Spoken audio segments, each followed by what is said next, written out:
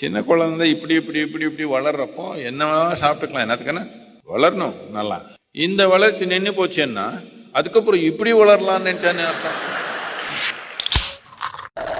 நம்ம கலாச்சாரத்துல சொல்லியிருக்காங்க எப்படி சாப்பிடணும். சாப்பிட்டா அரை வயருக்கு கொஞ்சம் மேல சாப்பிட்டுக்கணுமா. அரைன்னு சொல்லிங்க இல்ல சத்குரு, 5 அடி இருக்கிற அதனால 2.25 அடி சாப்பிட்டேன். சாப்பிடக்கூடாது, சாப்பாடு நல்லா உணரக்கூடாதுன்னு இல்லை. இப்படி 5 அடி இப்படி 5 அடியா.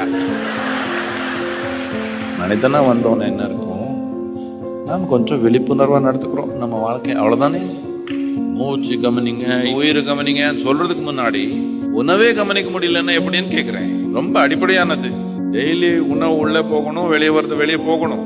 அந்த அளவுக்கே நம்ம கவனம் இல்லைன்னா வாழணும்னா உடல் நிலையில, மனநிலையில, உயிர் நிலையில ஃபிட்னஸ் வேணும் தானே.